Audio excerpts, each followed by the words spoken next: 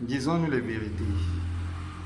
La victoire de l'équipe nationale féminine de football du Cameroun lors de la Coupe d'Afrique féminine de football n'est aucunement l'œuvre d'une association quelconque dirigeant le football camerounais, mais plus le résultat d'un concours de circonstances heureux ayant permis la révélation d'une coach camerounaise dont les qualités se sont toujours exprimées sur le plan national, mais n'ont jamais été reconnues par l'association dirigeant le football camerounais. Les Lions indomptables de football du Cameroun ont été éliminés dès les phases éliminatoires de la Coupe d'Afrique féminine de football. Et l'encadrement technique qui les accompagnait a été remercié, comme c'est le cas très souvent, lors des échecs sur le plan international, dans les compétitions sportives. Puis, de manière in extremis, le Cameroun a été repêché pour cette compétition féminine de football. Il fallait comme ça à la volée trouver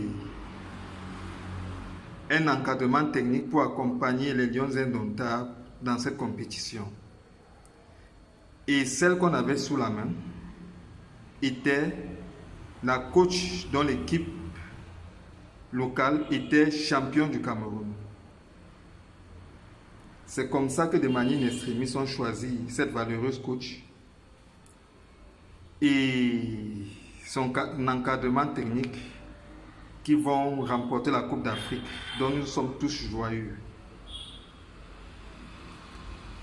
Si les Lions indomptables avaient été qualifiés dès les phases éliminatoires dans cette compétition,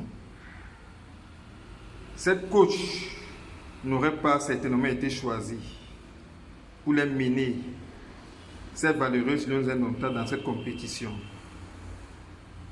Puisque avant, lors des phases éliminatoires, on ne la considérait pas alors qu'elle fournissait toujours des résultats sur le plan national. C'est donc un concours de circonstances qui a permis sa révélation et qui a permis qu'elle s'exprime sans interférence, puisqu'étant négligée et personne ne comptait sur elle pour remporter cette compétition. C'est donc son mérite et l'œuvre du Créateur à qui on doit cette victoire, et non celle d'une association quelconque du football camerounais.